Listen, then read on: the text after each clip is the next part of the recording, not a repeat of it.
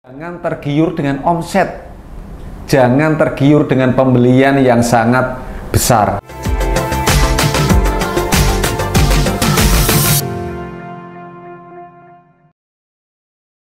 Assalamualaikum warahmatullahi wabarakatuh. Masih bersama dengan saya Ahyar Nusro. Cukup melihat dan mendengar jadi pengalaman.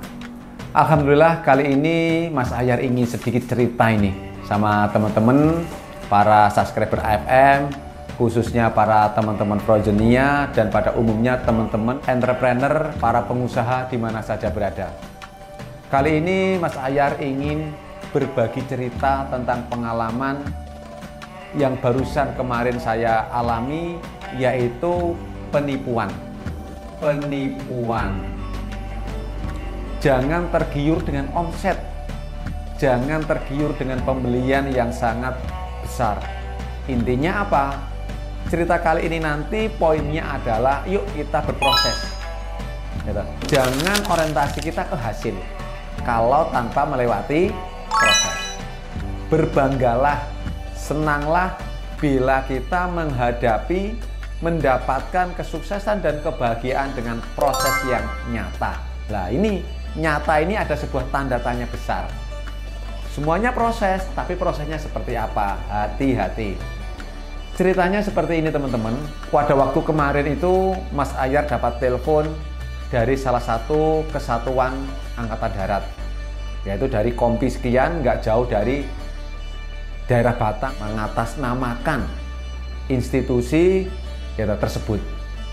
Di situ beliau mentelepon saya, meminta orderan produk nugget sekian-sekian, kebutuhan untuk penambahan gizi, untuk artinya bagian dapur itu membeli produk kita.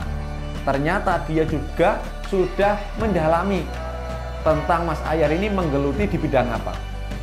Diorderin, kurang lebih sih nggak banyak, cuma kurang lebih di total itu ada sosis, nugget, daging slice, ada ayam, kurang lebih itu 9 jutaan. Perlahan-lahan mereka memang cantik banget cara berkomunikasi, mengambil hati kita untuk orderan tersebut. Ujung-ujungnya apa? Dia setelah sudah menggiring kita, mereka akan membuat satu produk yang kita nggak punya, yaitu produk spam. Ini menjadi kambing hitamnya, dan termasuk institusi juga menjadi kambing hitamnya. Nah, sebagai alat mereka mengatakan, Mas, aku sekalian pengajuan ke pusat untuk pembiayaan ini karena nanti ada sidak atau ada kunjungan dari atasan saya harus belanja dengan komplit. Tolong bisa nggak carikan dengan produk ini sekalian. Ini kebutuhannya 600 kaleng. Nggak main-main. 600 kaleng dengan harga kurang lebih per kalengnya itu 120-an, hampir 60-an atau 70-an juta. Nah, ini nanti Mas, tak bayar cash. Gitu. Lah, singkat cerita otomatis kita akan mencari produk spam ini nyari kemana. Ternyata dia punya trik. Setahu saya Mas, ini saya ada nomor teleponnya, tapi sampean aja yang order. Karena kalau saya yang order, mohon maaf Mas, tolong aku dibantu. Otomatis nanti harganya langsung ngeling ke kantor. Biar aku dapat uang rokok Mas. Nanti harga jenengan yang menyesuaikan, nggak apa-apa. Gitu loh. Biasanya saya dapat harga sekian, dinaikin. Saya dapat harga 138 Mas. Nanti aku bayar jenengan 138. Walaupun jenengan nanti kan dapat harganya insya Allah di bawah itu Mas. Nah nanti aku minta uang rokok aja lah. Seakan-akan seperti itu. Yang penting saya melaporkan secara file ke atasan harga sekian. Itu ceritanya. Ternyata nomor telepon itu saya hubungi pihak yang ketiga. Pihak ketiga dia mengatasnamakan supplier produk tersebut dan menggiring juga. Ujung-ujungnya dia juga akan memberikan diskon kalau pengambilan banyak dan minta DP kalau bisa. Nggak bisa dikirim secara langsung, harus ada DP. Kalau cash, diskon kita akan lebih banyak lagi. Kalau pembayarannya sekian persen, dapat diskon sekian. Tapi kalau pembayarannya 80% atau 100%, nanti dapat diskon 10% atau 20%, bayangkan. Dan kita juga seakan-akan termotivasi dengan orang orderan yang pertama. Nah, singkat cerita, kejadian itu saya sudah mulai ragu sih untuk telepon-teleponan dengan orang kedua itu.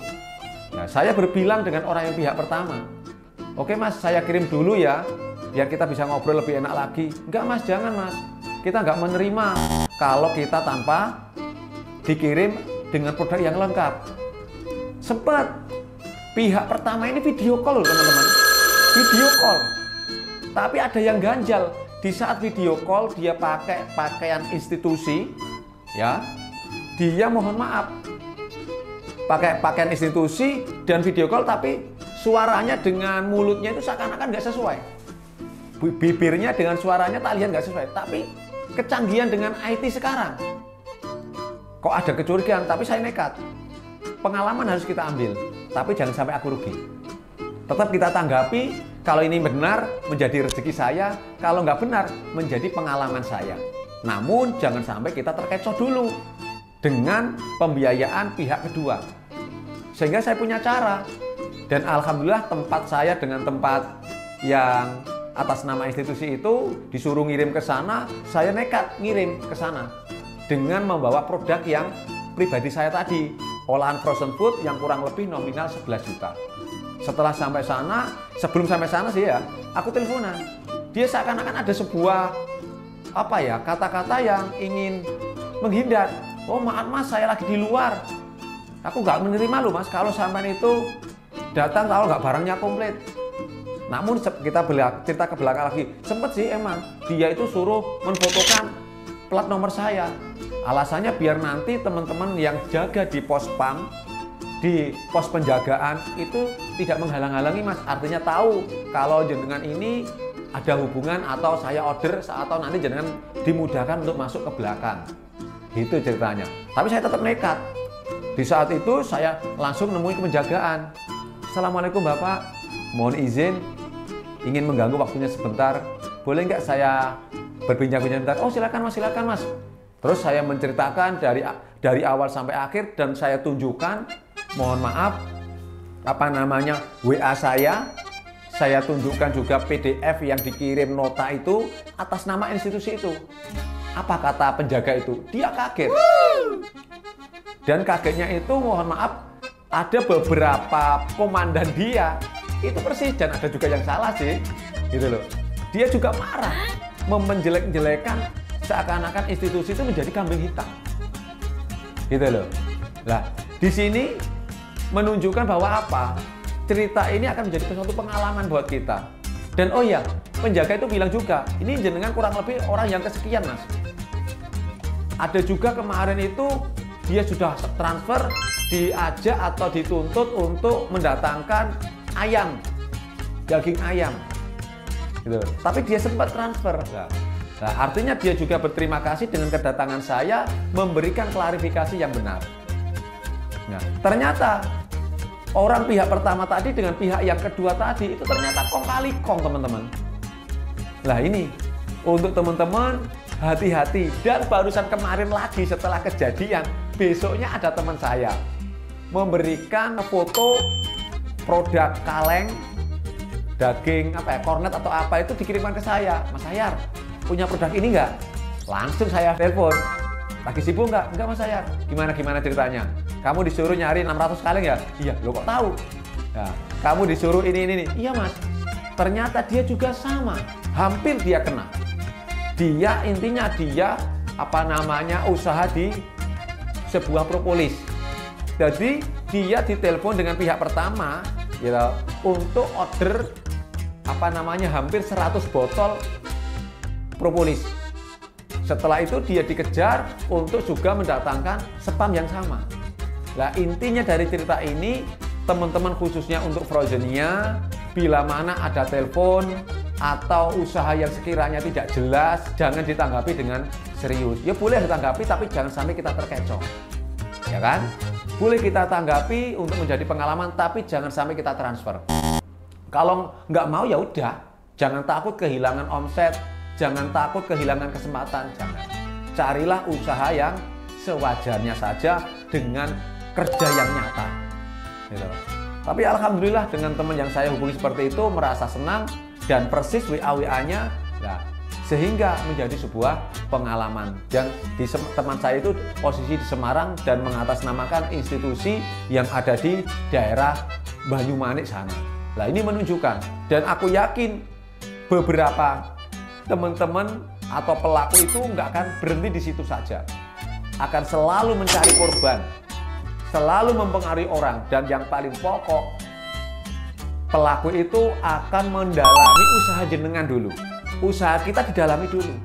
Dia akan order seakan-akan bla bla, pakai PDF, pakai video call loh ya. Hati-hati tadi ya saya sudah bilang ya. Ini sudah kecanggihan dengan IT zaman sekarang.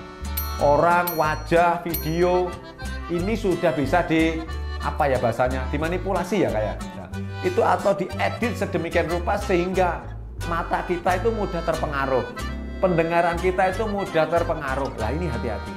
Maka dari itu sesuai dengan slogannya Mas Ayar, cukup melihat dan mendengar jadi pengalaman. Mudah-mudahan pengalaman saya ini bisa menjadikan sebuah inspirasi, pengalaman yang bermanfaat untuk kita semuanya. Sekali lagi terima kasih untuk teman-teman semuanya yang mau menonton dan ikuti terus kelanjutannya dalam motivasi saya selanjutnya, karena cukup melihat dan mendengar jadi pengalaman.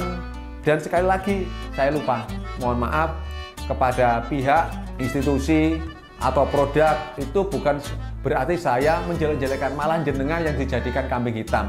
Nah, itu sebagai wujud kita juga jangan percaya dengan siapapun kalau tidak bertemu secara langsung, kita dalami secara langsung, atau kita harus belajar dengan mentor. Kita di dalam usaha apapun, kita dalam rumah tangga sekalipun, kita dalam agama apapun, itu butuh yang namanya mentor. Kita tidak bisa berjalan sendiri, bekerja sendiri. Jadikanlah kita punya panutan. Mentor dengan konsultan beda apa tidak? Jelas beda. Kalau konsultan itu seakan-akan di setiap kita ada problem baru kita konsultasi. Namun kalau kita punya mentor, kita nggak konsultasi aja, kita dikasih tahu, kita dibimbing, nggak menunggu kita harus konsultasi. Oke, itu aja yang bisa saya sampaikan. Mudah-mudahan insya Allah juga dipastikan menjadi suatu manfaat buat kita. Sekali lagi, cukup melihat dan mendengar jadi pengalaman. Wassalamualaikum warahmatullahi wabarakatuh.